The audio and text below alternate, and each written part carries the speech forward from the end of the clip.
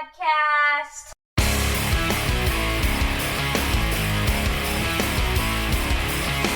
Thank you for tuning in to the Intentional Disc Golfer podcast.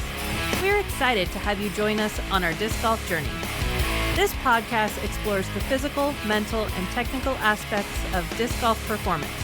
We will also be discussing tools and techniques to improve your disc golf game as we work on improving ours. Now, here are your hosts, Brandon and Jenny Saprinsky.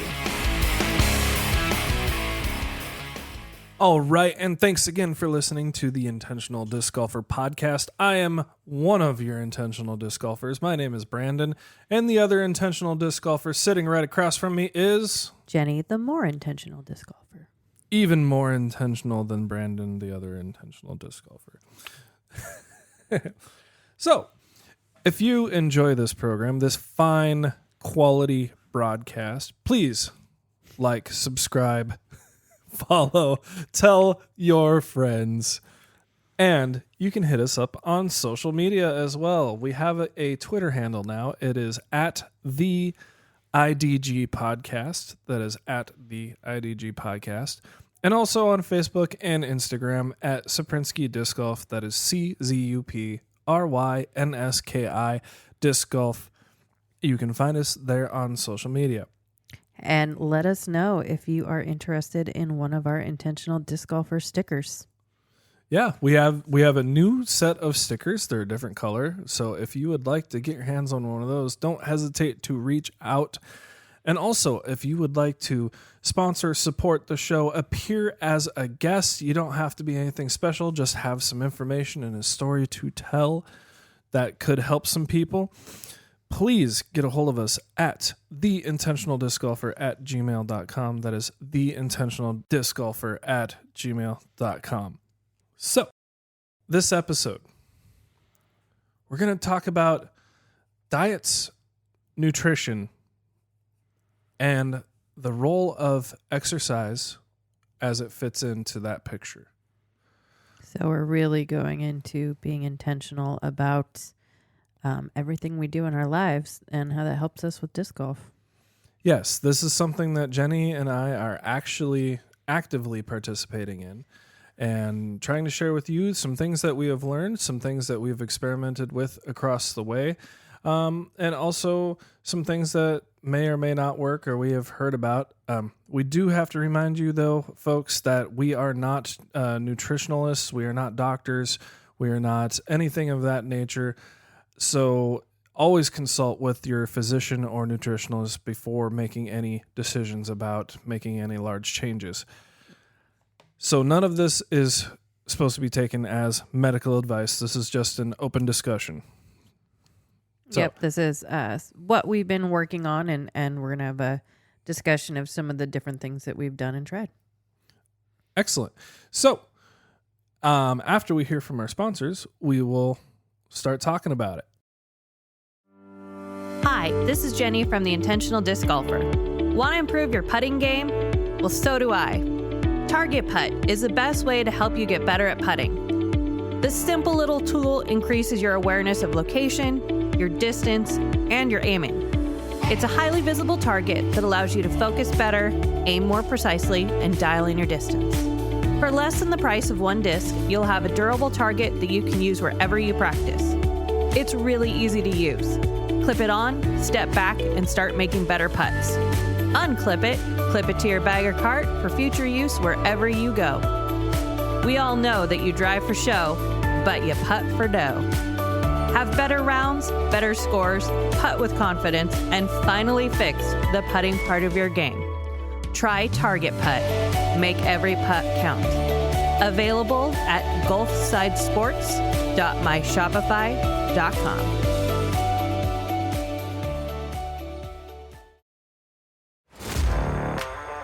Hi there, this is Brandon from the Intentional Disc Golfer podcast, and I want to talk to you about Disc Raptor, the ultimate disc cleaning tool. I have one attached to my disc golf bag, and it keeps me playing my best on those wet and sloppy days. Then when I'm done, I can just flip it inside out, throw it in the wash, and it's that simple. Disc Raptor is made from tough materials for durability, but its microfiber and soft scrubbing insides are gentle on your discs. Disc Raptor is also a U.S. owned and operated company. I've spoken to the owner, Colin, personally, and this is an entrepreneur that you can trust. Get yours today at discraptor.com. That's DISCRAPTOR.com. Disc Raptor is a proud sponsor of the Intentional Disc Golfer podcast. Hi, this is Paul Wright with the Paul Macbeth Foundation. Support the Builders Club and support the Intentional Disc Golfer. So, anyway, we're back, and this episode, again, is about diets, nutrition, and the role of exercise as it fits into the diets and nutrition picture. We are having this discussion in pre-prep about how diets are kind of, you have this connotation of being kind of a dirty word. Like you kind of cringe when you hear the word diet. I don't like the preconceived notion that a diet means keeping yourself from having something. A diet is what you choose to do every single day. You have what you eat is your diet. What you think is your mental diet. Like, it's just what you do. Okay, so I have very strong feelings about this topic as a woman who has dealt with years and years of weight gain and feeling like you don't look good enough and all the stuff from the media and whatever and whatnot. So I do not have a healthy relationship with the term diet. And so I do not like to use that term. However, a diet is what you choose to do, you choose to eat, you choose to engage in on a daily basis. Yeah, so we need to debunk that. Is a diet is, if you eat pizza for dinner every night, that is your diet. If you eat ramen every day after school, that is your diet. Haley. Or chocolate cake. Yeah, we have a kid that eats nothing but ramen. Haley. Anyway, so diets get kind of this negative connotation.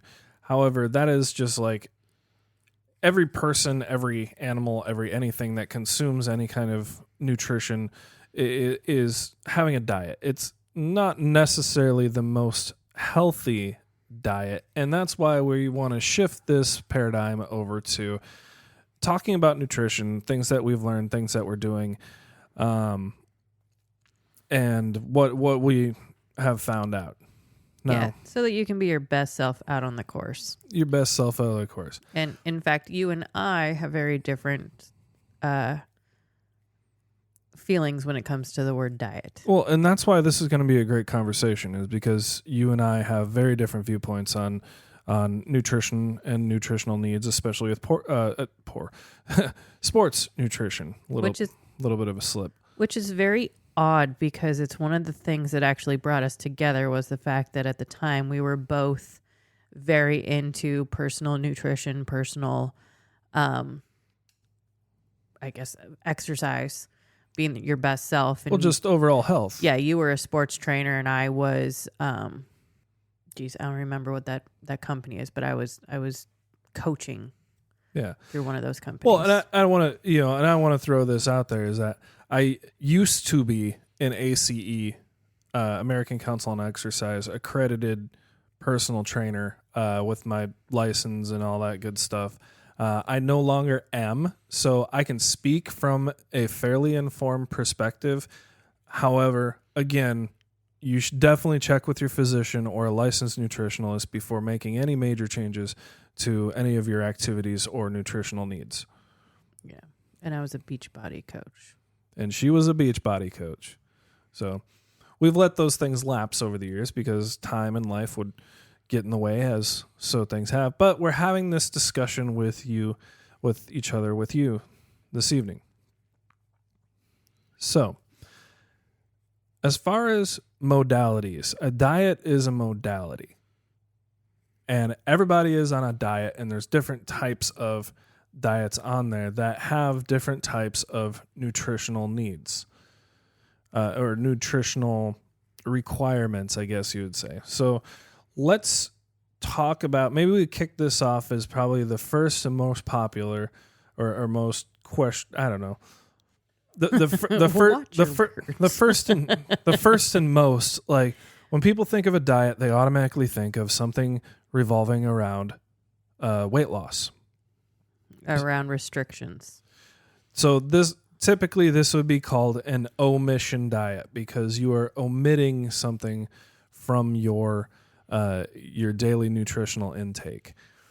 So I want to take the veil off of this a little bit. There is no secret or like hidden conspiracy about how to lose weight. It's actually very, very simple. And I'm just talking about a very strict, bare bones, I need to lose weight type of nutritional plan. Yeah, there is no magic pill. There is no magic pill. You have to get better the same way you got sick. It took you years and years to gain all this weight. It's going to take you years and years for you to take it off. That's just how it works. When we talk about a strict, by the book weight loss diet, it is literally calories in, calories out. And if you eat less calories than you burn, so you're operating on a negative calorie intake, you will lose weight. Now, ACE, what they were saying when I was part of it was that 1.5 pounds to 2 pounds per week is a safe and healthy weight loss. If you're losing, I don't like these crash diets where you're like 10 pounds in a month or in a month, or like I lost 40 pounds in 90 days or something like that.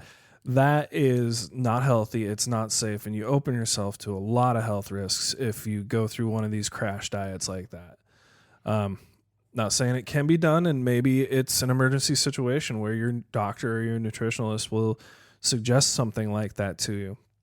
Well, and that's, like you said before, if you are under the supervision of a licensed doctor or nutritionalist or coach, please take their advice. We are merely having a conversation to share what we are working on as the intentional disc golfers. So, as it would have it, like I was saying, there's no secret to losing weight. It's calories in, calories out, and if you burn more calories than you consume, then you will lose weight. And there are other types of modalities out there other than weight loss. There are things such as diets to combat inflammation, diets for memory support, diets for thyroid support. There are diets that are good for bones and joints, good for your liver, and they all have kind of a hodgepodge of different things. So that the example that I was giving was strictly about weight loss. And so in that ideal, I guess you would say, is that you can eat whatever you want. You can have the pizza, you can have the chocolate cake. However, it's calories in, calories out. And that chocolate cake might push you a little bit over your budget. Well, and the reason that we're talking about weight loss specifically is because this is something that we've both agreed that we need to work on in order to improve our disc golf game. So that is one thing that we are focusing on personally and sharing that journey with you. So as things would have it, we're not getting like up there in age. We're middle-aged. However, magically, your metabolism starts to slow down the older you get. And just the way it has affected me is when I hit 35, my metabolism hit a brick wall. And I started to put on weight. I'm not huge by any means, but I'm heavier than I'd like to be. And I started to put on weight and couldn't, and it's like no matter what I did, I kept gaining weight and gaining weight and gaining weight. You also are a healthy connoisseur of like Sour Patch Kids and ice cream. I do have a sweet tooth. I love me some candy and some ice cream, and Sour Patch Kids are awesome. By the way, anybody out there? Anytime I take the kids to the store, they're like, "Can we buy Dad candy?" Sure, buy him some candy. Well, yeah, and that's the other thing is the kids like to make me eat these things. They're just forcing me to eat these things. I mean, oh man. Dad, can I make cupcakes? Darn Hell kids. Yeah. Hell yeah, you can make cupcakes. How many can I have? Heck yeah, we can. You can't say hell on there. Yeah, you can. Can I say hell? I don't mind hell. I don't mind. Is it a swear word? I don't know. Depends on who you ask. It kind of depends on who you ask, anyway. So that's a lot of the popular diets out there, like keto, Atkins, paleo, Whole30, things like that, which we'll dabble into a little bit here, are what's called omission diets, and meaning that you have to omit things. So take Atkins, for example, was very, very popular 10 years ago or whatever, and that is the omission of carbohydrates. So breads and crackers and I don't know if it was chips. Was it chips? It's actually so extreme that you actually omit fruits and vegetables for an amount of time too. Because I did that one. The Atkins diet? Yeah, I Atkins don't know diet. much about that one. It's very high protein and fats, because the idea is, if I recall correctly, is that if you're eating the proteins and the fats, you're going to get satiated faster, and then your body doesn't hold on to the proteins and fats as long as it holds on to the byproducts of the carbohydrates. So you actually, for a given amount of time, you eat just proteins. All right. So I think that touches on something that we need to maybe clarify real quick, is that we're talking about the 3 macronutrients. Of course, there's micronutrients, which are like your vitamins, your different enzymes and different things. But your main 3 nutrients are the 3 that you see on the back of any kind of nutritional facts. They've also upgraded it to include things like sugars and things of that nature. But you see proteins, fats, and carbohydrates typically. Or you just eat the stuff that doesn't even come in a package. Well, by law, even fruits and vegetables have to have nutritional data attached to them, believe it or not, by law. I just said they didn't come in a package. They didn't come into a package. That's right. Well, an apple comes in a box. Yeah, but I don't bring the whole box home. No, you don't bring the whole The box box doesn't even home. have the nutritional information on the box. No, but you have to produce and have it tested and everything. But anyway, the 3 macronutrients, we got proteins, fats, carbohydrates. And so the Atkins diet typically focuses on the carbohydrates. Carbohydrates also include sugars.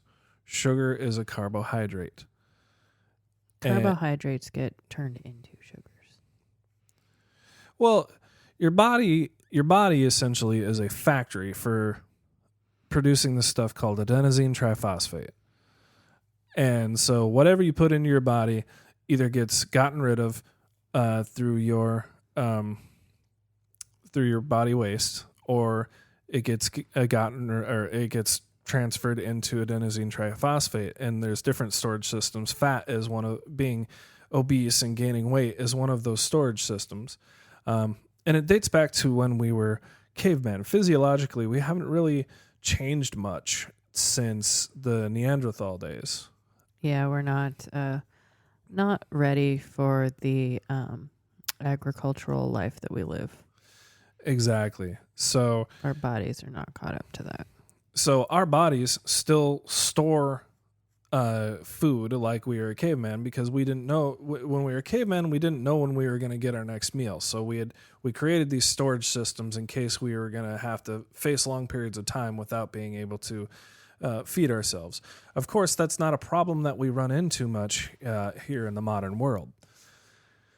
And that's why we have such an obesity problem in the United States and in other places around the world in developed countries, is because we haven't really physiologically developed much past those long fasting periods.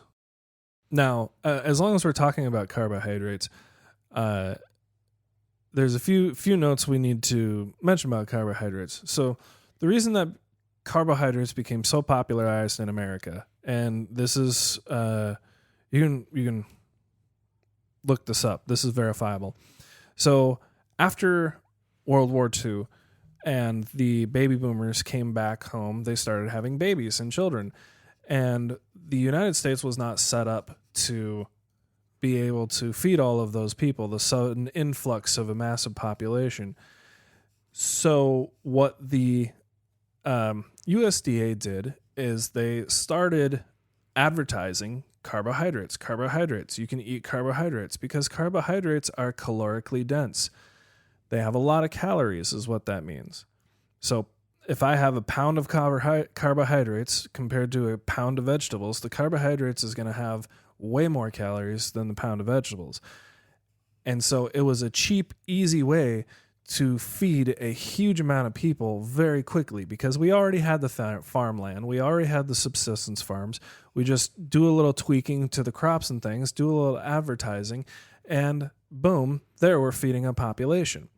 And in fact, create the food pyramid and the plate, the recommended plate with the servings. Oh, I remember that, the plate thing. And teach that to all of our kids. So the food pyramid and the plate was actually created by an advertising firm on Madison Avenue in New York as a way to feed a massive influx of population. What they didn't anticipate is years later that the onslaught of carbohydrate intake was going to lead to outbreaks in different types of diabetes, including a significant rise in childhood diabetes, different genetic disorders, and things of that nature. But the population was fed, so all is good. Full bellies don't revolt. That's true. Especially in our house. Especially, yeah, you get one of our kids when they're hungry, and it's like or when they think there's no food because we're out of ramen. It's going, yeah. Our ramen supplies have run out. The world is ending. Oh my gosh! I know. So anyway, this is a true story. You can verify it. It's not a conspiracy theory, even though it might sound a little crazy. But I don't know. You're putting all that out there, and you're a conspiracy theory nut. Off topic, I love conspiracy theories, and the reason why is because they're interesting as a thought experiment. I don't believe in a lot of them. I honestly don't believe in a lot of them. They're interesting. Can you guys hear me roll my eyes? Yeah, right. They're interesting as thought experiments, but they're really self-fulfilling prophecies. Is that either it's going to happen and it's going to come true, or it hasn't happened yet. But either way, I'm correct. So my theory, it checks out no matter what I do, and it's a psychological thing to like be importance and inflate your ego by having the inside scoop or information that somebody doesn't have. But anyway, it's we're talking also in pre-prep about your informational diet, the things that you put into your head and things too. So that's kind of like that, But anyway, we're talking about nutritional diets right now. That we're not on that tangent. So we talk about carbohydrates. Now, Jenny, you're, I wouldn't say an expert, but very much more knowledgeable in some of these other diet modalities such as paleo and things like that. And to segue into paleo, let's talk about proteins and vegetables and why those are so important. Maybe going back to the Neolithic man perspective. So if we're going back to the age that what our body is built to digest and built to deal with,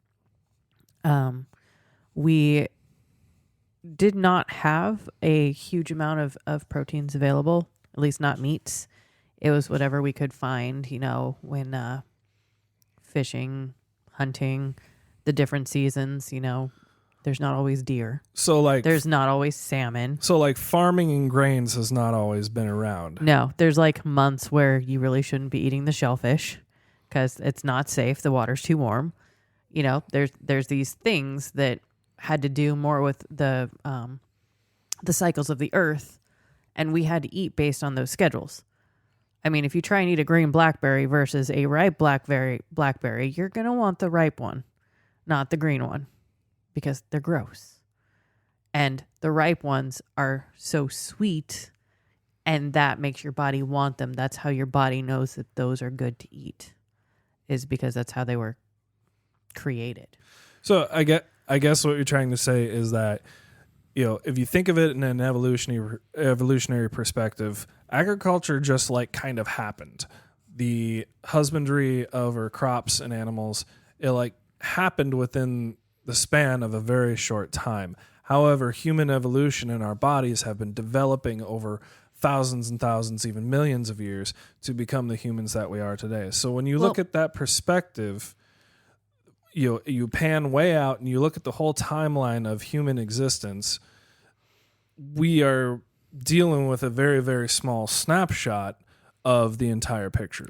So my mind immediately goes to the Croods. Their opening scene where it's that awesome marching band song. James loved the movie. And they're going and they're trying to get this egg. And it's this huge egg from a creature. They don't try and eat the creature. They try and get the egg because the egg is going to be replenished. And they have to share it, and there's not enough left for everyone. And you notice that some of the Croods are like really big, some of them are really small. Well, that's because of the fat stores that they have in their bodies. And whether they're the ones that are going out and actually hunting the food or gathering the food. In the case of the blackberries, like there's a whole bunch of Himalayan blackberries over here. They didn't just show up all of a sudden. They were brought here by someone, by something, because they ate it and it traveled with them. And so they wanted to continue eating it. Yeah. But before subsistence agriculture, it was very much a hunt and gathering type of species. Yeah. Yeah. So whatever animals we could kill or whatever berries we could pick or whatever, that was what we were eating. And so that's how our bodies developed over those millions of years, is to be able to process those types of foods. Right. And one of the things that I've been doing a lot of research into recently is the fact that, we didn't always have a pantry or a refrigerator full of food, that we have easy access to food all the time. We couldn't just go to the grocery store or stop at a convenience store because we were hungry. We'd have to go days and days and days without eating.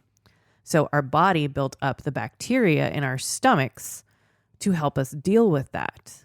And they actually need a resting period in order for them to function at their best level, our flora inside of our intestines. Well, is that kind of what the intermittent fasting thing is all about? Because I know that's really popular right now. What do you know about the intermittent fasting thing?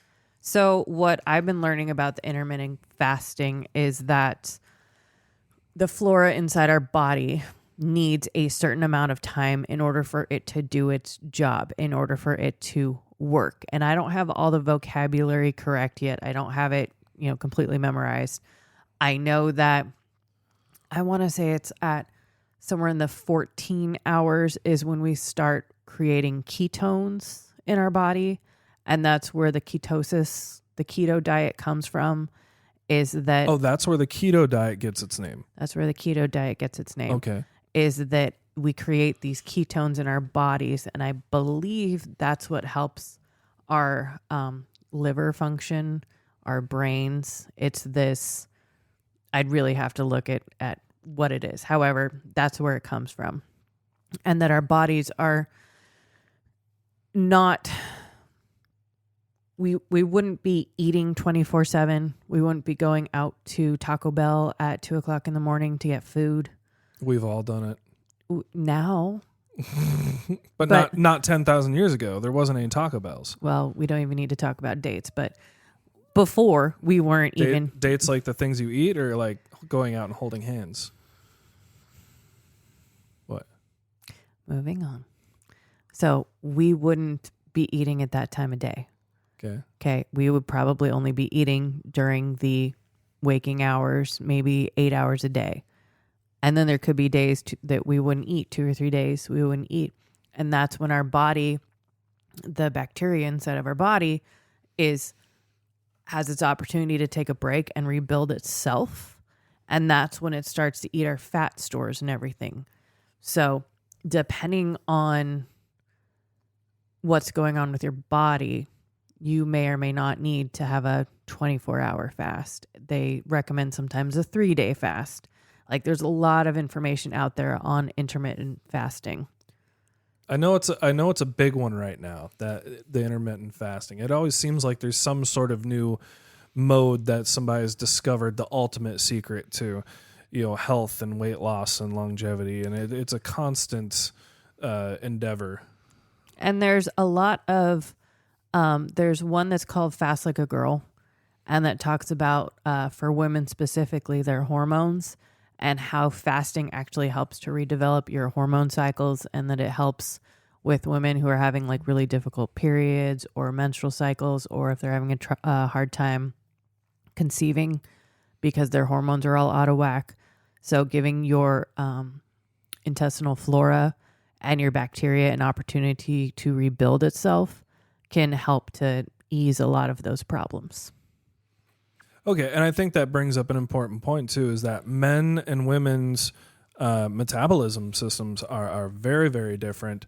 I know, like, just in the different hormones and things that, travel around the body during different periods of life. And, it seems like for men, like, your metabolism really kind of hits the brakes around like your mid 30s, and even slower and slower and slower. For some people. For some people, I mean, there's one very, very important thing for women that is different than men, is that they actually carry and bear children. And so how does that affect differ metabolism-wise from a male figure? Well, one thing I was telling Kaylee and James, I was joking about how when I was pregnant with James, I was never cold because my body temperature actually raised like a degree or so because I was pregnant with a boy.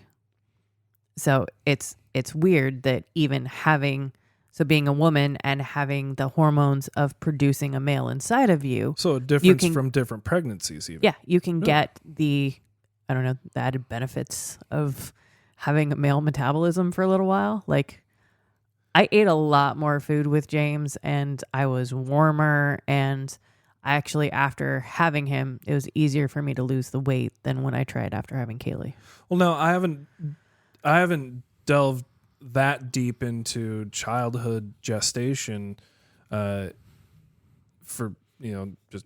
Yeah, because you're a guy. Because I'm a guy. Yeah, you're a guy. But does carrying a male fetus, do you produce more male hormones, or does that not really kick in until the then child reaches puberty? That I don't know for sure, but that was just, my doctor was like, yeah, you're getting the added benefits of having a boy. Oh, your doctor told you that. Yeah. So there had to be a little bit more of like a testosterone boost involved. Well, and I was even talking to one of my coworkers about, because she is trying to lose some weight for health reasons. And she's like, man, that boosts up your testosterone. And so it increases your hair production on your face. And so we had a short conversation about dealing with facial hair as we're losing weight, because the three of us are trying to do that. Okay, gotcha. Yeah. So when your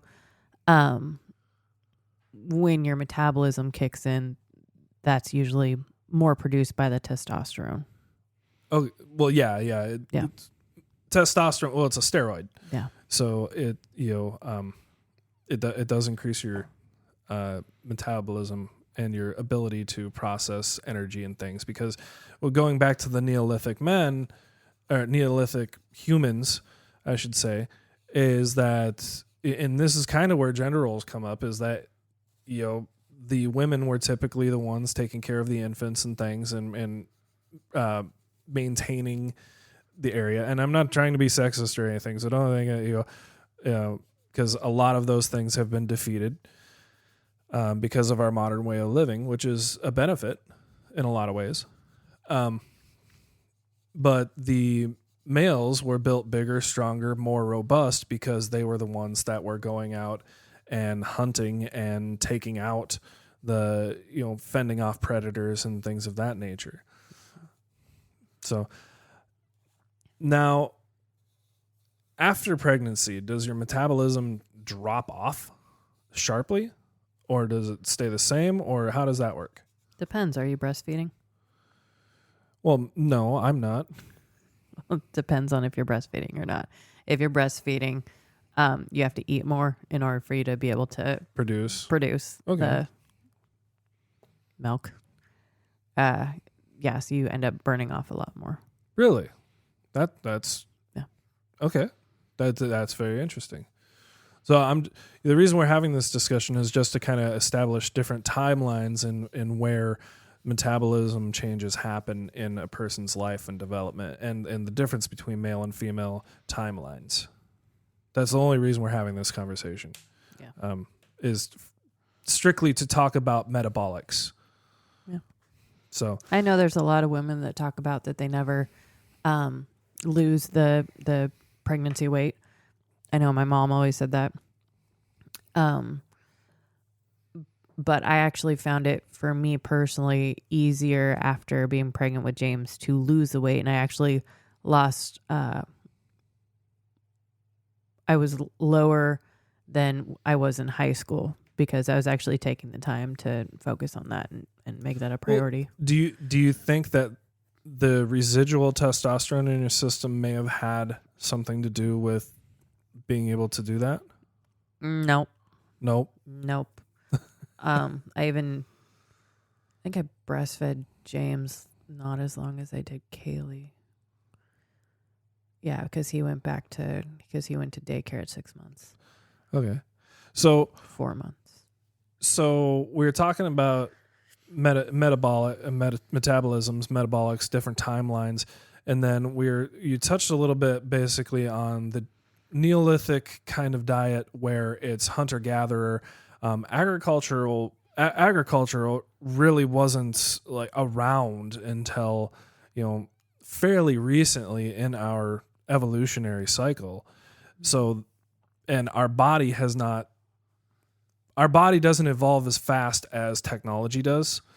So we're still very much behind. And then you started talking about keto. So paleo would be a lot of fruits and vegetables, a lot of proteins. Oh, well, we haven't even talked about what paleo. Well, let's talk about paleo. So I love paleo. I used to be really into the clean eating, which an example of clean eating, peanut butter and jelly sandwich, whole wheat bread, peanut butter, fresh cut strawberries, peanut butter and jelly. Now, let me ask you about peanut butter and jelly. A lot of peanut butter has a lot of processed sugars in it. A lot of seed oils. It is a seed oil. You get as close to as possible the fresh made peanut butter.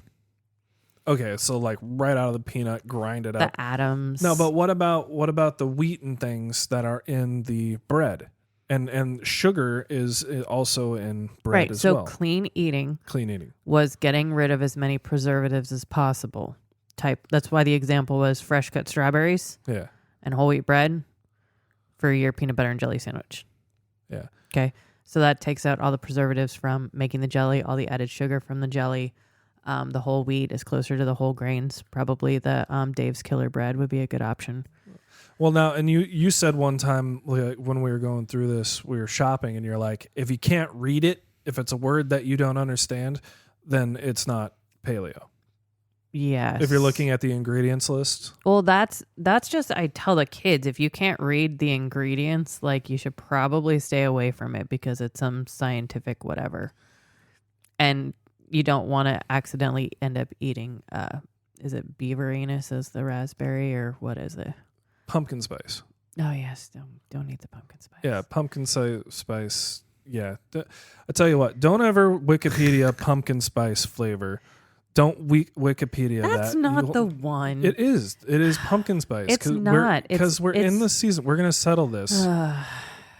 Nobody knows everything except for Google. Google knows everything. It's raspberry. Is it raspberry? Yes, raspberry. It's got to be pumpkin spice.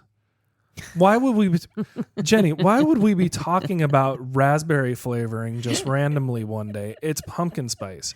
No, it's not. It is pumpkin spice. I'm going to find it. All right, find it.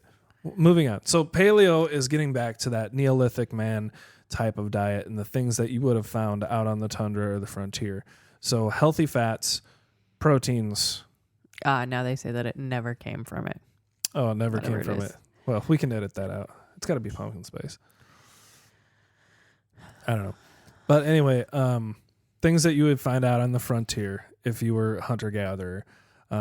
So pretend just like agriculture didn't exist or all of these science labs, and those are the types of things that you would eat. I personally don't like paleo.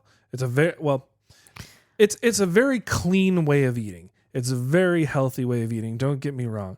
The thing my objection to emission diets is that if you remove one thing completely and totally, one food group, is that you have to go back and you have to make up those nutrients somewhere else. So and you can do that with some footwork. So with paleo, you're removing the food group that didn't exist until after World War II.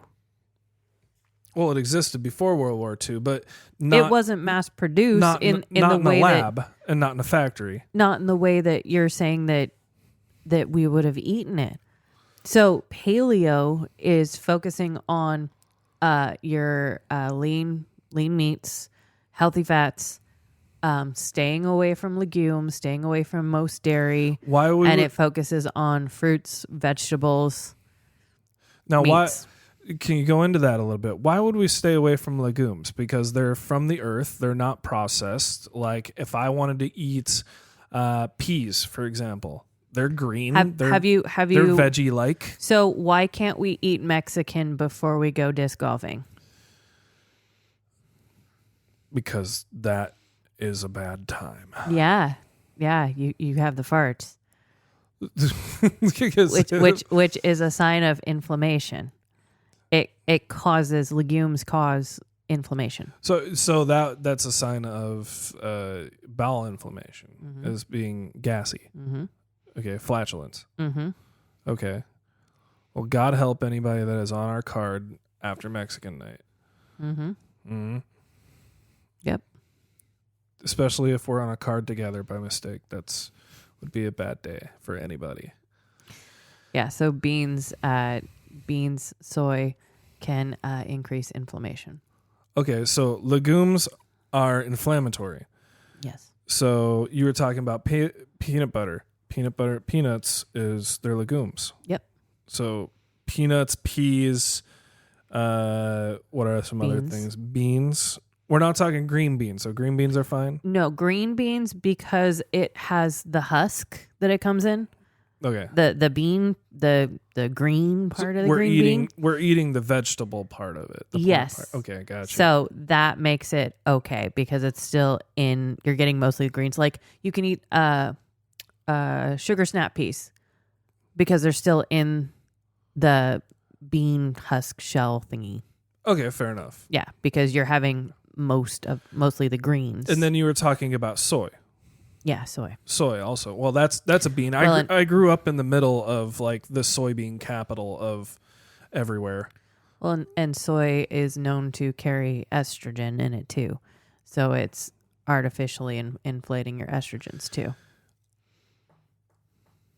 Now, I don't know this, but I'm throwing it out there. Maybe someone can answer this for us. Is that so? You know how like when you have an abundance of testosterone, or like some people that take steroids, right?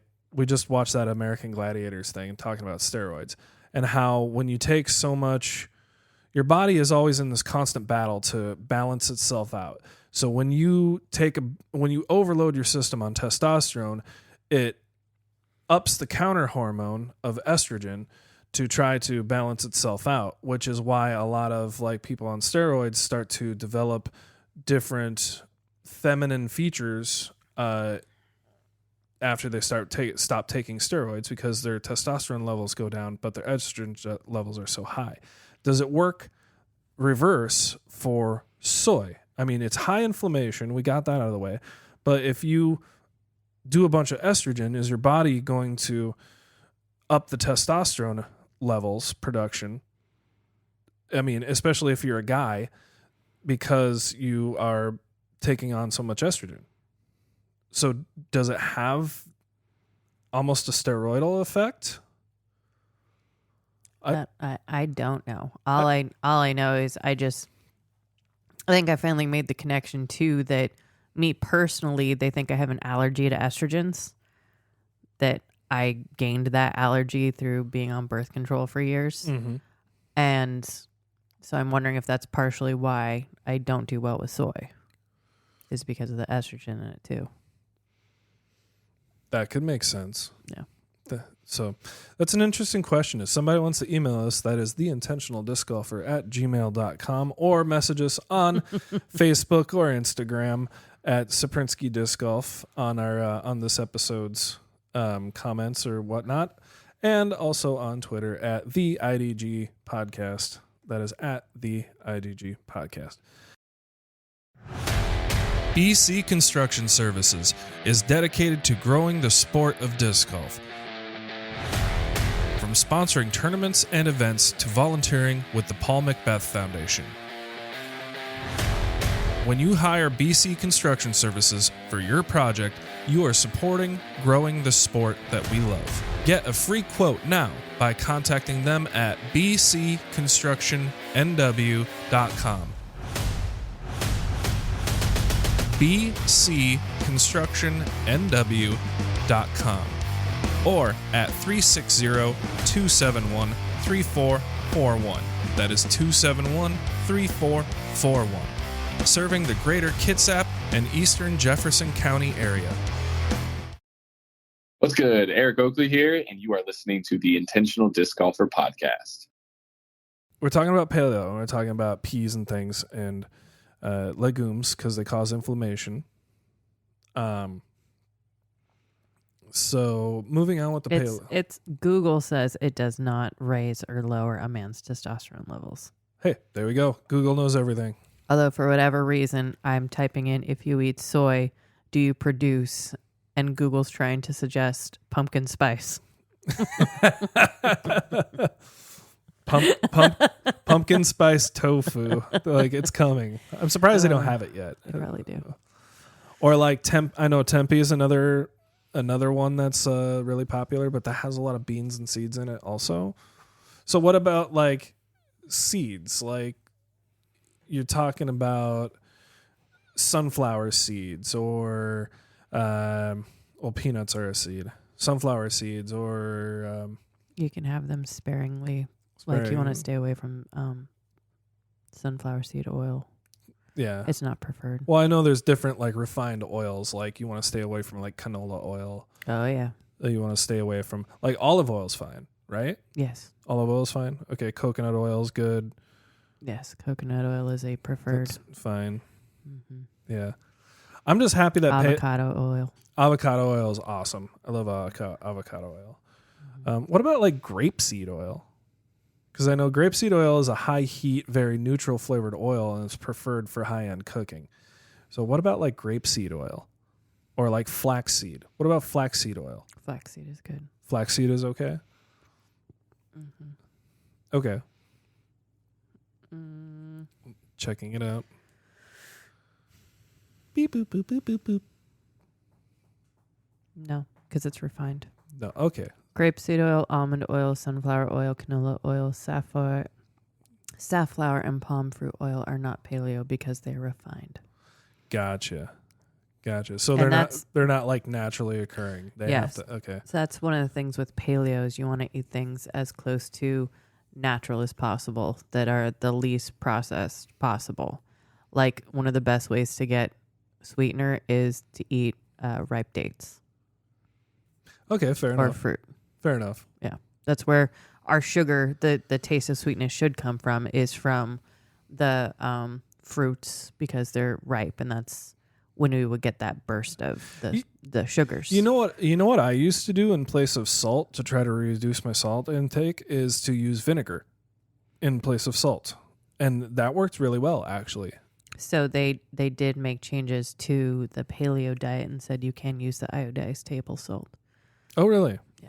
Okay. And they also include white potatoes. White potatoes. Yes. They didn't have the white potatoes in there. Which white potato? Are you just talking like the regular potatoes we get at the store? Mm-hmm. You weren't supposed to eat them? Mm-hmm. Really? Yep. Oh, my goodness. Okay. Because they were too close of like a indulgence, I guess. I know corn was out, right? It is. You're not supposed to eat corn. Corn is out because it's a starch. It's straight up starch. And sugar. Right. Potatoes. Probably if we could find like the really natural corn. Like, I'm thinking like for as far as paleo is concerned, like anything that I could make flour out of. I can make flour out of corn because it's corn starch. I can make potato flour, right? I can make rice flour. But then you have things like almond flour, which is just ground up almonds. So grains, you're not supposed to have grains because grains you can't eat them. Corn is a grain. Yeah, grains, if I remember correctly, grains have to be cooked. So they have to be processed in some form. You can't eat them in their freshest form. So what about paleo. What about like things like brown rice or like quinoa? Nope. Really? Yep. No brown rice, no quinoa, no oats, no oatmeal. So how does this differ then from paleo, or not from paleo, from keto? From keto? Yeah. What's the difference between paleo and keto? Fruit. Fruit. Keto can have fruit. No. Keto cannot have fruit. Yes. Paleo can have fruit. Yes. Okay, so keto is no fruit, so no added sugar at all is what keto is. I guess there's 16 fruits that you can have. 16 fruits. What, do you got a list? Yes. Maybe. Keto-friendly fruits include avocados, watermelon, strawberries, lemons, tomatoes, raspberries, peaches, cantaloupe, starfruit, and blackberries. Oh, blackberry. I'm relieved. We got blackberries. We can do that. So we had tomato soup and grilled cheese the other day, and the middle schoolers and I were talking about that they were having fruit soup. Fruit soup. Fruit soup. Well, what does your dad always say? Wisdom is knowing that tomato's a fruit, but also knowing not to put it in a fruit salad. Yeah. That, I'm kind of thinking that might be good. But like caprese is a fruit salad. Okay. It's got some cheese in it, but it's a fruit salad. So anyway, okay, so that's the difference between paleo and keto. It's basically... All right, so Google for the win. Keto supports a high-fat and low-carb diet. Paleo centers on meals planned based in whole and unprocessed foods. Both diets avoid grains, beans, and sugars. There you go. Yes. There you go. Now, I think we should, maybe tackle some of the obvious ones. Let's hold on a sec. As long as we're on this. This is a funny visual. Okay. So it's the Venn diagram, paleo, keto. So all the stuff that you can't have in the middle. Paleo is all the fruits and like honey. You can have honey. Keto, dairy. Well, and we were talking about like development of people over time and different genetic dispositions and how your body's evolved. It's really interesting is that the differences in even dairy. So because dairy spoils in high heat, for thousands and thousands of years, people of the Northern European kind of area developed the enzymes and things to be able to process dairy. Not necessarily well, because lactose is kind of a bad thing. Lactose is very hazardous to bacteria because bacteria can't get rid of it, or it can't process it very well, so it's bad for your gut health. However, Northern Europeans have developed enzymes that can process lactose. You know what else Northern Europeans have produced enzymes to? Pumpkin spice? No, alcohol. I found out at the Native Wellness Institute when they came and did that training that's why alcoholism is such a problem for our Native American population, is because we've had longer to be able to learn to digest the alcohol versus when we brought it over when it came over on the whatever ships. So that wasn't a part of the culture prior to the Europeans getting here. Correct. Got it. So, probably the same with dairy. So their bodies never developed the ability to digest alcohol. Mm-hmm. Really? Mm-hmm. Okay. Well, and where I was going with the lactose is that if you look like at a lot of hot parts of the world, like the Middle East and Africa and things, people from that lineage tend to be lactose intolerant because they've never evolved those enzymes to be able to deal with lactose. So it's kind of the same thing with alcohol too, huh? I think technically we're all lactose intolerant, that none of our bodies can really digest it. Just some people have a higher tolerance to it than others. Because I'll have to look this up. Hold on. We'll have to check it out. Before we got out too much of a tangent, all I was pointing out is like different. It takes all different types, and like your background and the way that you have evolved plays a very important part in your nutritional needs. For example, there's a reason why they call them Midwest corn-fed Iowa boys, is because we're raised on carbohydrates and proteins. So there's barely any vegetables out there. Definitely no seafoods because we're landlocked. And so, the corn-fed Nebraska boy, that stereotype is out there for a reason. So I tend to do better with carbohydrates than, say, Jenny here, because Jenny has been in a, seafood, nutrient-rich, vegetable-rich area for all her life. Silence. I was just reading that I was wondering if there was the lactose in breast milk. There's actually more lactose in breast milk than in cow's milk. Oh, really? Yeah. That's interesting. Yeah. It's probably because of the size of our babies. Right.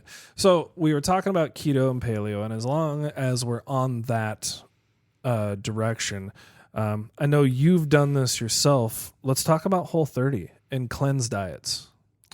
So, there's a 21-day sugar detox diet. Okay. Which I would recommend to anyone. You're going to go through hell. There's no other way to put it. The first 7 days are difficult. It's the same as getting off of nicotine, getting off of drugs. You're going to go through an entire detox. Well, sugar is a highly addictive chemical, and nobody really gives it the nod that that it deserves. Same with caffeine. One of my coworkers, one of the things that she did over the summer is she gave up caffeine and, started watching her food, but she's lost a lot of weight just by giving up caffeine. I'm like, no. And someone was actually asking me, she's like, what's that cup you got? She's like, is that water? I was like, no, that's coffee. She's like, oh, you look healthy because it looks like it's a water bottle. I'm like, well, no, it's coffee. Here's the interesting, I heard this about caffeine, and I don't know if it's 100% completely true, but it makes sense, is that caffeine, people use it as a pick-me-up and as more energy. That's why these energy drinks are so popular, and they have some other things in there as a pick-me-up. But what caffeine, the effects of caffeine, the only thing it does for you is just raise your heart rate. And so if you're drinking, and that pick-me-up that you feel is the raised heart rate and your circulation moving faster. So all those nutrients and different things are getting to your brain and your muscles faster. And that's all that caffeine does, is raise your heart rate. So if you're malnourished and just drinking coffee all the time, it's not going to provide you the pick-me-up that it would normally do. And that's why these energy drinks have to have all sorts of other things in them, especially sugar is a big one, because that is your rapid fire energy that your body needs like right now. It's quick access energy. So what really hit me, I heard it a few months ago, is that caffeine is the only unregulated stimulant. Yep. Caffeine. Well, and you withdraw from sugar and caffeine the same way you would withdraw from nicotine, alcohol, and some of the other harder drugs out there, as I understand it. Or electronics. Electronics is a stimulant too. Yeah. Anyway, we could go on and on, but talk about so, these like the Whole30 detox things. So you can look up the 21-day sugar detox. It's a good way to start if you're more concerned with just the amount of sugar that you're, like if you want to get off of soda, things like that. That'd be a good place to start if you don't want to do a whole 30-day Whole30. I love doing the Whole30. It's traditional to do one in September is traditionally the month people do a Whole30. Same with January. Well, because that's the harvest. You can get your hands on a lot of stuff. Right? Okay. No? That's my theory. They just usually do one in September. Okay. Whole30, I love. It used to be Dallas and Melissa. I don't remember what Melissa's new name is, but look up the Whole30. They have lots of resources. The books are great. I really like doing this with a partner who's going to buy in because it's tough. And they even they map out your month, your 30 days of what it's going to look like and what days are going to be hardest for you. I remember the first time I did this dreaming of chocolate cake. Quite a few times. I love me some chocolate cake. Yep, dreaming of chocolate cake. But the Whole30, it gives you an opportunity to take out the processed foods, the things that are going to cause inflammation, the things that may not be agreeing with your gut bacteria. It takes all of those things out, gives you an opportunity to reset after 30 days. And then what they recommend that you do is you are making yourself the experiment. So after you've done your 30 days, you can reintroduce, say, you really want to know if you're fine with dairy. So you will have some milk on a day and then go back to the Whole30 and see how your body did. Then the next week, maybe you want to see how you do with beans. So maybe you have some beans with a couple meals and then go back to Whole30, see how your body did. And that's how you can really tell. That's how I found out that I don't do well with dairy. I don't do well with pasta. I could splurge on white rice. That was my one splurge. It's not really a splurge, but that was one thing that I wouldn't give up. Being at that time, I was in a Asian family, and I love white rice. Like, I love rice. But that's when I found out that I couldn't do the soy, the dairy, and the pasta. Gotcha. And I don't do well with beans. I don't think anyone does. No, you don't. No. And I love me some barbecue too, but the beans are. See, but that's just it. Like, I could eat barbecue every single night. All day. All day, every single night. Let's do it. Without all the barbecue sauce, except for making my own. And that's something else I really appreciated about doing the Whole30 is that you can have a lot of these things you're used to, like ketchup, barbecue sauce, ranch dressing. You just got to make your own so it's not full of all the processed crap. Well, like you were using pure maple syrup for a sweetener. Yeah, I used to. Well, you're not supposed to do that during the Whole30. Okay. Sorry. But I would make my own taco seasoning, and it was so good. I used to have a jar full of homemade taco seasoning, and I haven't done that since I've been here. But it's just I used to do that. Boatload of cumin. That's all it is. I'm not going to divulge my recipe. And like one of your favorite things is the chocolate chili, and that's from the Whole30 from the Well Fed. That chocolate chili thing is just legit.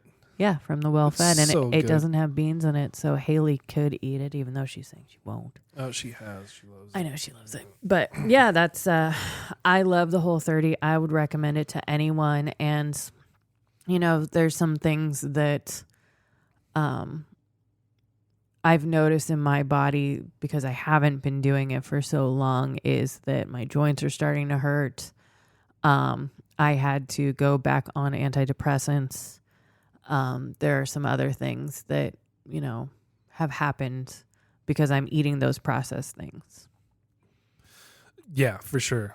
Well, and part of the joints hurting too is with the weight gain, because imagine like carrying around a 5-pound bag, right? And you carry around a 5-pound bag all day with you. Eventually, so when you gain all that weight, even 5 pounds, imagine having 50 extra pounds. It's all that extra pressure and load on your joints and your tendons and your cartilage, and you're grinding them into dust day to day to day to day. So, like I said, we're not doctors. No, but if you listen to or read It Starts With Food, it talks about a lot of the things that people have noticed that have been cured, for lack of better terms. Well, that guy is a doctor, isn't he? The author? Or a nutritionalist or something? They're coaches. Coaches? I don't know. They're in that field. Yeah, they're in the field. They're no longer together. So I don't know who's in charge of what, but It Starts With Food is a really good book to listen to. And it talks about the becoming satiated with food, and that, you know, you can eat an entire box of Oreos and still want more. But if you have a steak in front of you, you're going to eat half of it and be done.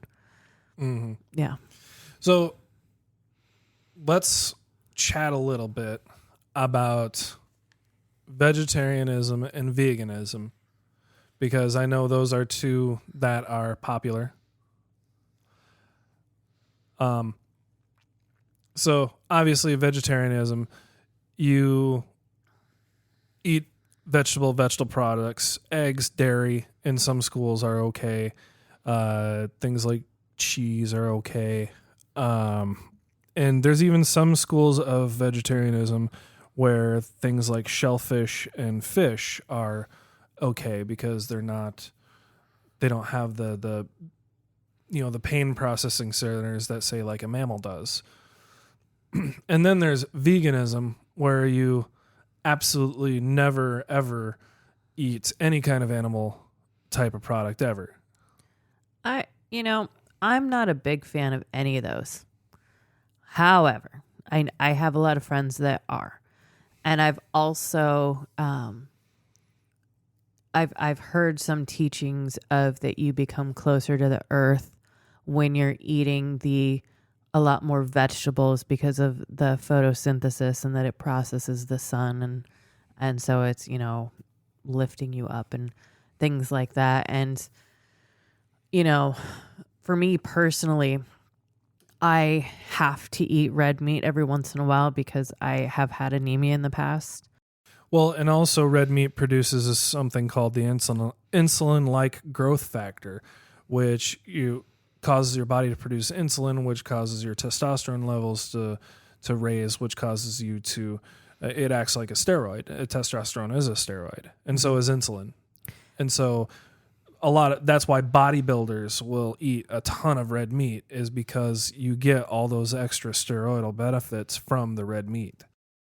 And I think that, so when I was eating paleo, every once in a while I would have to have red meat. It wasn't often. Like growing up, we used to eat steak like all the time. I can't even remember the last time we had a steak. Well, it used to be affordable to get red meat. I know. But this also goes with the fasting too, is that you wouldn't always have meat on the table. And so eating meat occasionally is good for you. And, I also see that eating the mushrooms is a good alternative to having proteins that are, animal based. I love mushrooms. I know you do. I love mushrooms and like fungi based proteins. I think they're like they're the environmental impact of the fungi-based proteins is huge. They're very big consumers, but it's better for you than soy. And with the inflammation and the estrogen and everything, the thing about vegetarianism is, like, I used to be a vegetarian. A lot of the proteins that you get are soy-based products and seed oils, and those things are completely awful for you. Mm-hmm. And so you have to look for other. It's like any other omission diet, is that you're leaving something out. So you have to be careful about replacing those nutrients somewhere else, because you can become malnourished even though you're eating on a regular basis. Like, take, for example, like scurvy. When I have some students that say that we're going to give them scurvy. Yeah. Like, they don't know what it is. They don't know it's what hilarious. But like scurvy is a vitamin C deficiency, because the sailors and things that used to cross the oceans on these big wooden boats, they wouldn't be able to get their hands on citrus fruits and other vitamin C rich type of foods, because a lot of them would spoil while they're on their voyages, so they wouldn't hold up. Or they weren't in a place where it was very easy to get those citrus type foods. Exactly. So even though they were eating and eating and eating and getting plenty of nourishment, they would get scurvy because they had a vitamin C deficiency. I had a thought. Think about what the world would be like if everyone went back to, like, let's not do McDonald's, let's not do Burger King, let's not do any of the fast food places, and let's support our local farmers and get that food that is local. And just how different it would be if we focused on locally grown and things that are in season and kind of,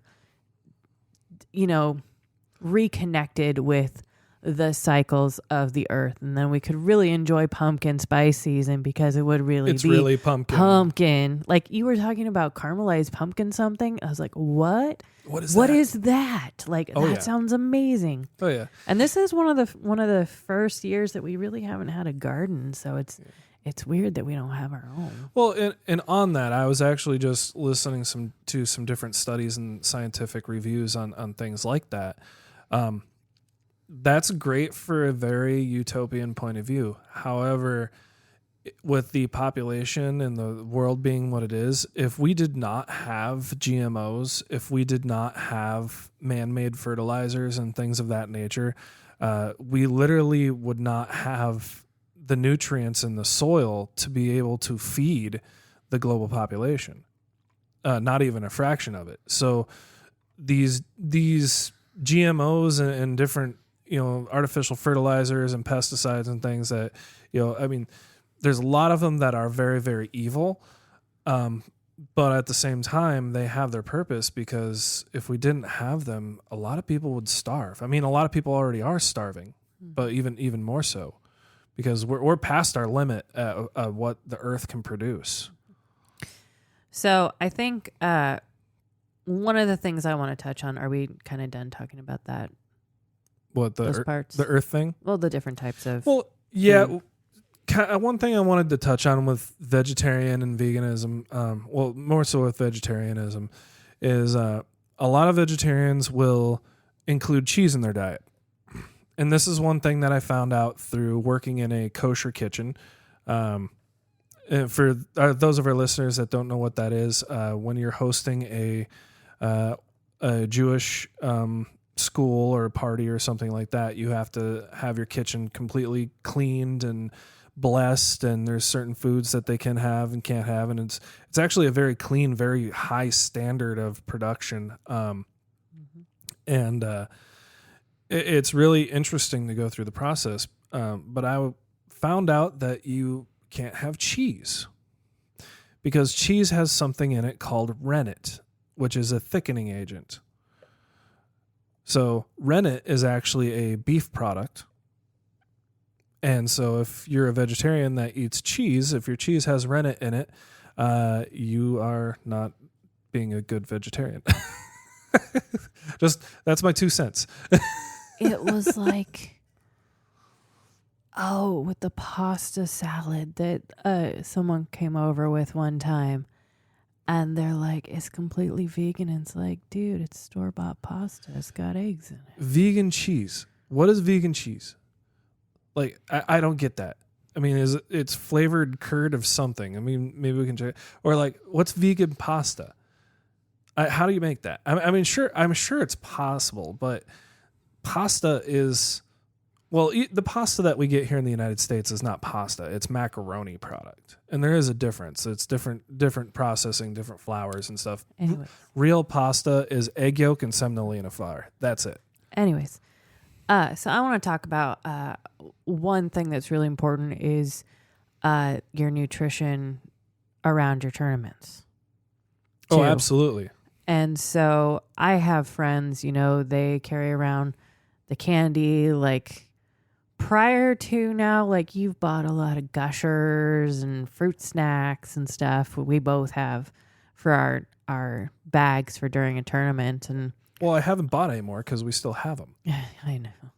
But what I'm saying is, like, I've kind of started going over to the applesauce squeezies, or I love the squeezy packs because they're super easy to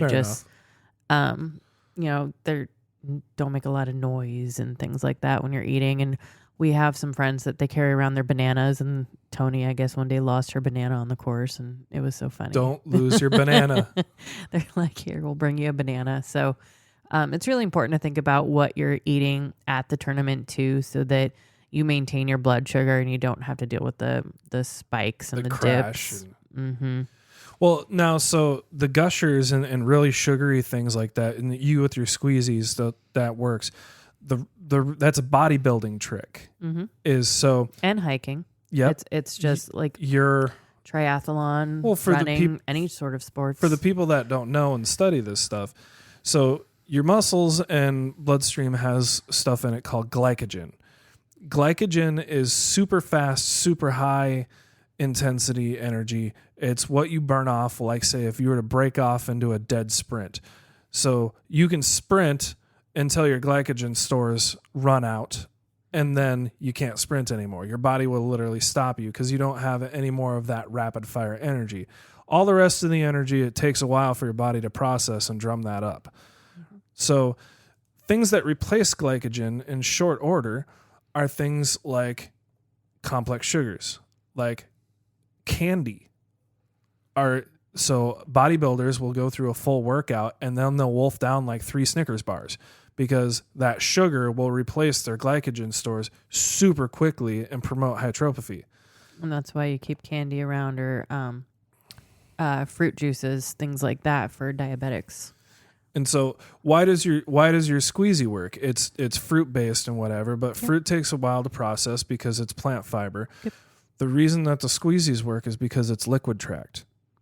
Right. Yeah. Like one of the things you can't do it when you're paleo, but I used to do a lot of, I'd make this green smoothie and I made a red smoothie and blended them up with lots of the spinach. And I actually dated a guy who he just took the Costco lettuce and blended it up and drank it every morning. He was a bodybuilder. I was like, oh, it's disgusting. Worked for him. Whatever. I know. Yeah. But so what I'm getting at is like, so if you're out on the course and you're feeling kind of drained and you go and eat an apple, like a whole apple, you're not going to get the same effect. But if you go and eat applesauce, because it's ground up and there's more surface in area, and a lot of those cell walls have been broken up through the blending and cooking process, you're going to be able to access that nutrition a whole lot quicker. So it's the same thing, essentially it's apple, but the apple sauce, because it's been cooked down and broken up and stuff, will give you the benefit of replenishing those glycogen stores rather quickly. And that's why they don't want you even having, like if you blended up a fruit smoothie, that's not paleo because it's been processed to the point where now your body's going to eat it too quickly. It's going to digest it too fast. And so that makes it kind of in the processed sugars. And so they want you to eat it as close to normal as its actual self as possible. Well, and that's kind of a good side note is that if you need rapid onset nutrition, liquefy it. You're increasing the surface area and you're breaking down all the connective tissues and different things so that your body can absorb it really quickly. Yeah, and that's I just recently switched over and got some of the ones that have like the chia seeds in it. So that causes it to take a little bit longer to digest. Gotcha. And because we've been doing the fasting, so I've been starting to go off my fast first with a protein shake to get that quick sugar, get that going, and start things back up again. Well, and you're talking about tournament nutrition. Mm-hmm. Why don't you eat Mexican the night before? Because it's a bad idea. Because it's a bad idea. Well, not because no one will want to be on my card again. Well, not only that, but Mexican has a lot of beans. That's what I'm talking about. A lot of beans cause the inflammation and can do things with your joints and things like that. Now, also like cumin, things like cinnamon, cocoa are carcinogens and can have effects on your joints. And not only that, but Mexican is usually really fatty, so it's very heavy in your system and can, you get that bogged down. Same like when you eat pasta. Like everybody always says carbo load the night before so that you have all this stored up energy. But whenever I do that, I always feel like crap the next day. Yeah. So I think another important part of this is hydration. When should you start hydrating before a tournament? 2 days. 3 days. 2 days. 2 days. And how much should you hydrate? A lot. Well, how much is a lot? Depends on your body. Depends on your body. Okay, fair enough. So as a general rule of thumb, the average human body takes about 3 liters of water per day. And that's how much water you should consume to break even. If you're not consuming 3 liters of water a day, you're dehydrated. Okay. But you have to consider, too, that water is not just water that you drink. It's water that you take in through your foods. It's water that you take in through your eating habits, different things. It's even water that you breathe in through the humidity in the air. So there's a lot of factors that go into that. I know I personally don't physically drink 3 liters of water a day on a regular basis. I have been lately. But I haven't really had problems with dehydration except for in the summer when it's really, really hot. Yeah, I always find if there's a day where I drink a lot of water, the next day I'm really thirsty. Yeah. And that drives me crazy. Yeah. Yeah, typical rule of thumb is 3 liters of water per day. And conveniently, these Nalgene bottles that are really popular are a liter. Yeah, they're not so popular anymore. They're not so popular. Well, I think they're now they've gotten expensive. Hydro flasks. The hydro flasks. Save the turtles. Well, a lot of those water containers are usually 1.5 liters or a liter, or 32 ounces. What is it? 32.8 ounces in the United States or something like that. I'm not exactly sure. Yeah. So, Well, if you get the cold cups from Costco, from Starbucks, they're 24 ounces, so that's 3 cups of water. 3 cups of water. Okay, fair enough. Mm-hmm. One of the points that we're trying to make is that you need to start hydrating days in advance because it takes that long for the water to absorb into your system and get into your muscles and joints and actually do the things that it's supposed to do. Mm-hmm.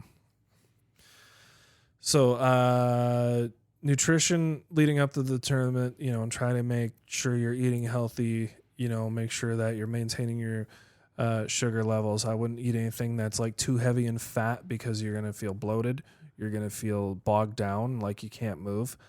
You definitely don't want to omit fats completely because those lipids are what cushion your joints and your muscles and things and form the protective layer around your muscles. Yeah, and I want to also say if you are one that fasts, it is important to make sure that you have enough nutrition to actually be out there doing the exercises that you're doing. So I don't fast on tournament days. Oh, tournament days is out the window. Well, and I think that's a good segue into something that I wanted to bring up is that, understanding the role of exercise in a nutritional program. You have to understand where exercise sits. And there's a few things that we need to address with this is that, one, if you're building a rocket, if you put gasoline in your rocket, it's not going to get off the ground. You have to have rocket fuel. Your nutritional program is the fuel. So if you want to drive your Volkswagen Bug to the moon, then keep doing what you're doing. But if you want to, ride in a rocket to the moon, then you're going to need to change your nutritional program, especially if you start exercising, because your nutritional needs are going to become more intense as you exercise and you develop more muscle mass. Your metabolism is going to change and become activated. I know since we have been going to the gym lately, I've been feeling like I've been running a fever. I've been running hot because my metabolism is waking up and saying, hey, let's go. I have had more energy, that's for sure. I've been thirstier, that's for sure. And so those are all signs, and I'm detoxing from all the crap I've been eating for the most part. So I've been feeling like crap lately. So I'm the other way. Because I've been trying to do this for longer, when I eat something that I shouldn't, I get a headache, I get a stuffy nose. Well, that's the other thing is now that I'm detoxing off of sugars and carbs and things like that, I'm starting to get the headaches and the stuffy noses and things like that as well. You're further into it than I am, so we're kind of bouncing off of each other in different ways. Mm-hmm. So you have to understand that your nutritional needs are your fuel, your gasoline. And if you're going to fly a rocket, you got to put in rocket fuel. If you're going to drive a Volkswagen, you got to use just plain old regular gasoline.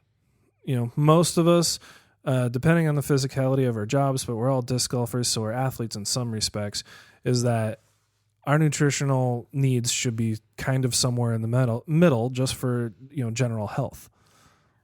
And something I want to mention, there's a couple articles, I'm sure there's books out there, but for the people that don't have a healthy relationship with food anyways, making that shift and realizing that food is your fuel is a different mentality of, oh man, I'm going to reward myself with this big old piece of Costco chocolate cake. Like, you can still do that.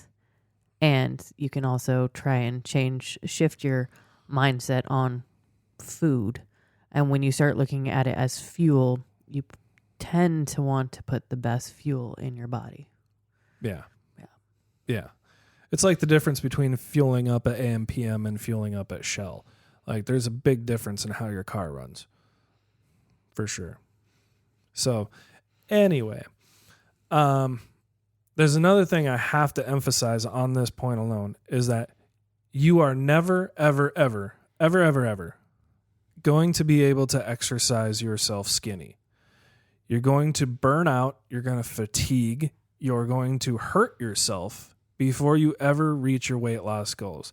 What you need to understand is that a comprehensive exercise program that is done on a regular basis creates a buffer zone within your nutritional plans. How many of you out there, and I know I'm not going to hear anybody back immediately, but like say Jenny, if you're on a treadmill and you've been running or light jogging for like a half hour, and then you look down at the meter and it says, oh, well, your estimated calories burned is like 300.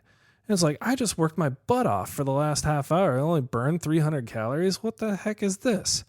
All the time. Right?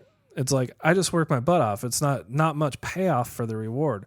You got to look at it differently. The payoff is creating that buffer zone in your nutritional program so that you can eat a little more and either eat a little more and lose weight at the or whatever you're trying to do at the same rate, or you can maintain your current eating levels and do things more rapidly. So that's the role of exercise in a diet and nutrition program. You're never gonna exercise yourself skinny. Now, well, I just want to jump in and say that for me, for a while there, I wasn't actually eating enough in order for my body to maintain what was going on. So I wasn't losing any weight. So for some people out there, you actually need to eat more food instead of trying to omit foods in order for your body to have the right nutrition in order for it to start to work again and lose weight. Well, and that's where you get into the malnourishment that I was talking earlier, is that on these omission diets, you lack certain nutrients, certain vitamins and different things where you can actually be malnourished even though you're eating like a horse. So really understand the role of exercise in a diet and nutrition program. It's not there to get you skinny. What it is there to sustain your metabolism. It's there to build muscle and make your range of motion and work on your physical body. And your diet needs to come first in order for an exercise program to be successful.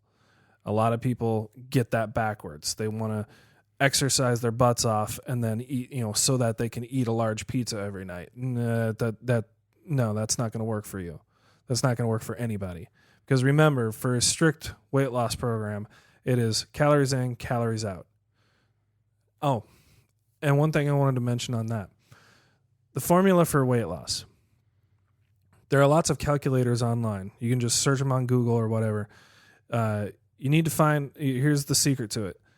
You got to find out what your daily estimated caloric need is.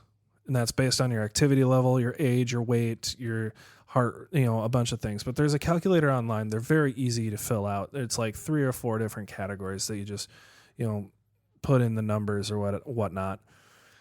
And it'll spit you out an answer. And so then you take that, and how much is a pound of fat? How many calories is a pound of fat again? I think it's like 3,500, something like that. We're going to ask Google. So you take that and you multiply it times 7. Okay, so like for me, I have a resting metabolic rate, or not a resting metabolic rate. It's 3,500 calories. 3,500. I have a daily caloric need roughly of 2,500 calories. So I multiply that times 7, right? So that gives me a number, and then I take that number, whatever it is, minus 3,500 calories, or however many pounds I want to lose. So 3,500 calories is a pound of fat. So let's say I want to lose 2 pounds a week. I got to take that number minus 7,000 calories, because 3,500 plus 3,500 is 7,000, right? And then I have to divide that back against 7 days a week, and that'll spit out how many calories I need to have per day per day in order to lose weight. So, and you have to remember, do not lose 40 pounds in a month. That is unsafe. It's unhealthy. And you can actually send your body into shock by doing that. Unless you are under the direct supervision of a doctor who has told you need to do so. Unless you're being supervised by a physician. Exactly. Healthy weight loss is 1.5 to 2 pounds a month or week. A week, excuse me. 1.5 to 2 pounds a month. Week. Okay. And if you need to lose 40 or 50 pounds, you need to plan to be on this train for about 6 months. And so, it's good to know that moving in. So, all right. So I think we covered a lot of stuff about different nutrition, different tips, tricks, talking about different diets and the role of exercise in a nutrition program.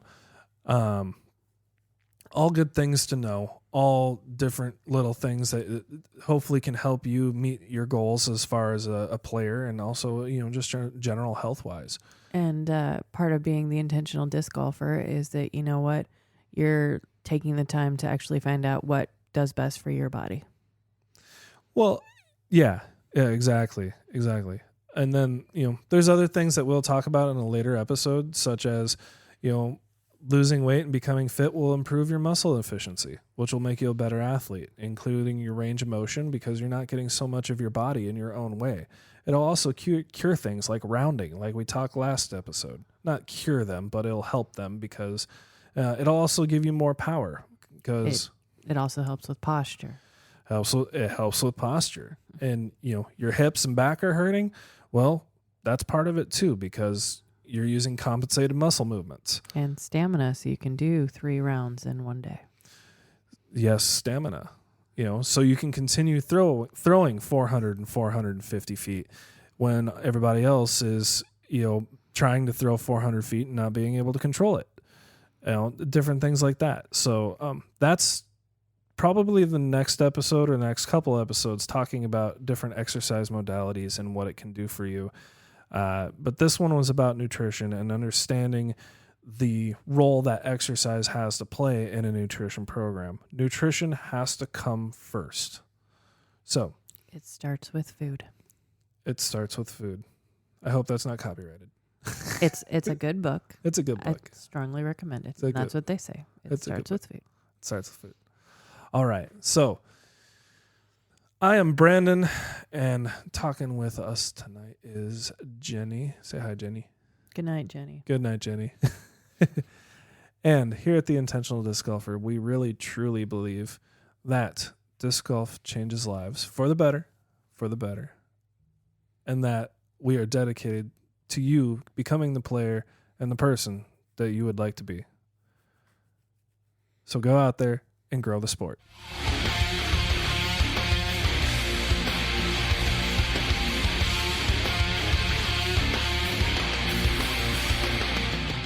This is Eric Oakley, and thank you so much for listening to the Intentional Disc Golfer podcast. Go out there and grow the sport.